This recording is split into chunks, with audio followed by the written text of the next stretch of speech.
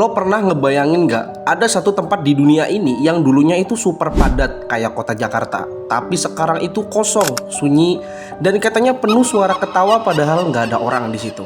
Dan ironisnya, tempat itu sempat menjadi simbol kemajuan teknologi Jepang, tapi juga menjadi panggung penderitaan manusia yang ditutupi rapat-rapat. Ya, namanya Pulau Hashima. Tapi orang Jepang biasa menyebutnya dengan Gun Kanjima atau Pulau Kapal Perang.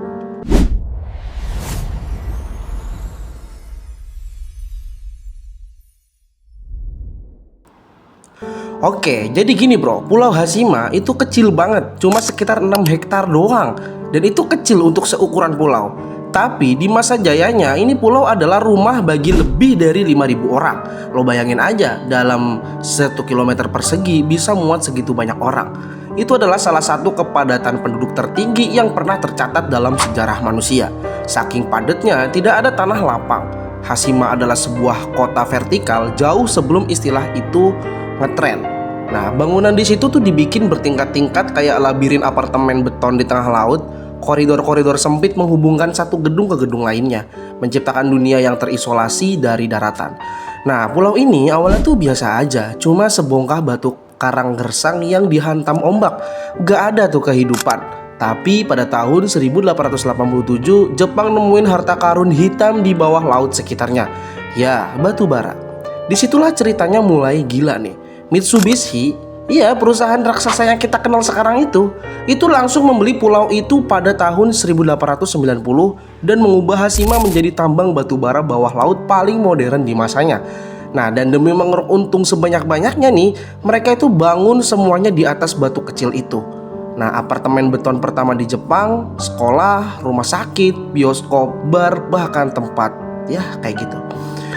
Pulau itu pun hidup dari kejauhan, cahayanya berkelip di tengah laut gelap seperti kota impian.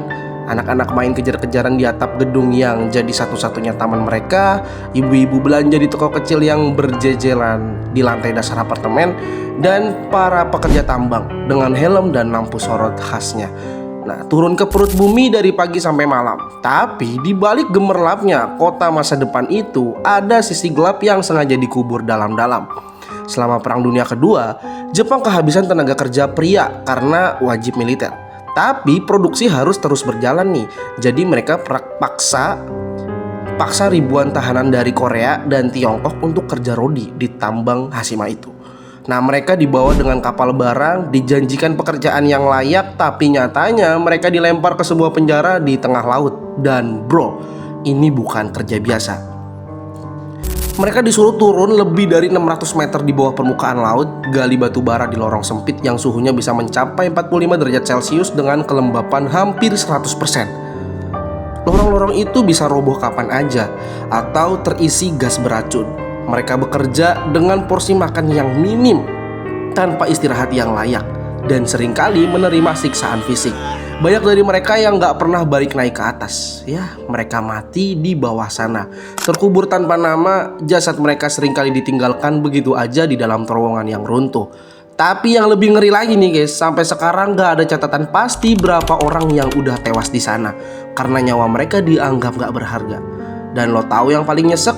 Setelah perang selesai dan Jepang menyerah, penderitaan itu mencoba dihapus dari sejarah. Bahkan ketika Pulau Hashima udah ditinggalin total pada tahun 1974 karena tambangnya udah tutup seiring Jepang beralih ke minyak.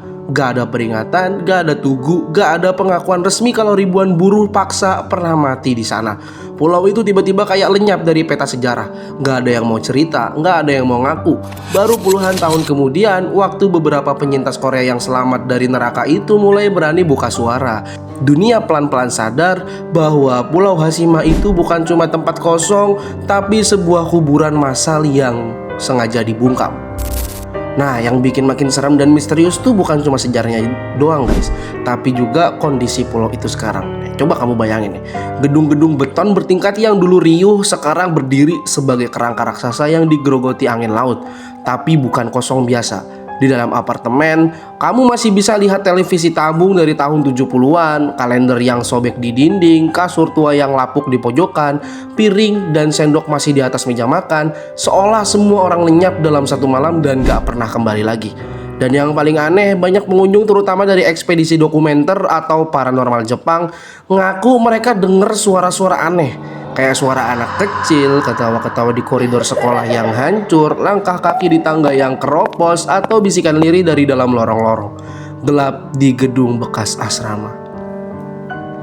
Padahal pulau itu tuh udah 100% kosong bro, gak ada satupun yang tinggal di situ. Beberapa alat elektronik mereka kadang tiba-tiba error pas nyoba merekam video atau suara. Ada yang baterainya mendadak habis dari kondisi penuh, atau file rekamannya korup pas dicek. Dan yang bikin bulu kuduk merinding, salah satu rekaman suara dari tim dokumenter Jepang menangkap suara seseorang berbisik dengan jelas pakai bahasa Korea. Padahal gak ada orang Korea satupun di tim ekspedisi itu. Banyak yang meyakini itu adalah gema rintihan para buruh paksa yang tidak pernah didengar. Kalau kamu lihat dokumentasi foto Pulau Hashima dari tahun 1950-an, kamu bakal ngerasa kayak lihat potret keluarga besar yang bahagia. Tapi sekarang yang ada cuma suara angin yang meraung, menembus jendela pecah dan bangunan yang tinggal tulang belulang. Hashima menjadi monumen dari ambisi yang kebablasan. Dan kamu tahu nggak? Waktu UNESCO ngasih status World Heritage Site buat pulau ini tahun 2015, banyak orang Korea protes besar-besaran karena Jepang sempat mencoba menjual cerita Hashima seolah hanya situs bersejarah kemajuan industri tanpa menyebut adanya kerja paksa sama sekali. Tekanan internasional akhirnya bikin Jepang setengah hati ngaku mereka berjanji akan mendirikan pusat informasi yang menceritakan seluruh sejarah. Namun pusat informasi yang dibangun di Tokyo justru dikritik karena lebih banyak menampilkan kehebatan industri dan nyaris tidak menyinggung penderitaan para korban. Aku nggak bilang kita harus terus marah atau nyalahin masa lalu ya, tapi kita juga nggak bisa pura-pura lupa. Hashima itu semacam cermin retak bagi kemanusiaan, bahwa kemajuan teknologi, kota pintar, pencakar langit, semua itu kadang dibangun dengan harga yang nggak kelihatan. Harga yang dibayar orang-orang biasa yang sejarahnya ditulis ulang atau malah dihapus. Dan kamu tahu apa yang paling ironis? Pulau yang pernah menjadi simbol masa depan dan kekuatan industri Jepang sekarang menjadi pulau mati. Sunyi, sepi, dibiarkan membusuk oleh waktu, seolah alam sendiri sedang menghukumnya. Kadang tempat paling menyeramkan bukan yang ada hantunya guys, tapi yang pernah dipenuhi manusia dan menyimpan rahasia yang mereka pendam seumur hidup. Hashima bukan cuma pulau mati, dia adalah saksi bisu yang diam, tapi seolah terus berteriak mengingatkan kita kalau sejarah yang disembunyikan bakal terus balik untuk mencari keadilan. Bahkan kalau itu harus lewat suara-suara dari tempat yang udah gak ada penghuninya. Jadi lain kali kalau kamu lihat bangunan tua yang kosong atau tempat yang ditinggalin begitu aja, coba berhenti sejenak. Jangan cuma lihat dari luarnya. Bisa jadi tempat itu menyimpan cerita yang jauh lebih dalam, lebih penting dan lebih menyakitkan daripada yang kelihatan. Dan Hashima cuma salah satu dari sekian banyak fakta misteri yang ada di sekitar kita. Tapi belum semua orang berani menceritakannya dengan jujur.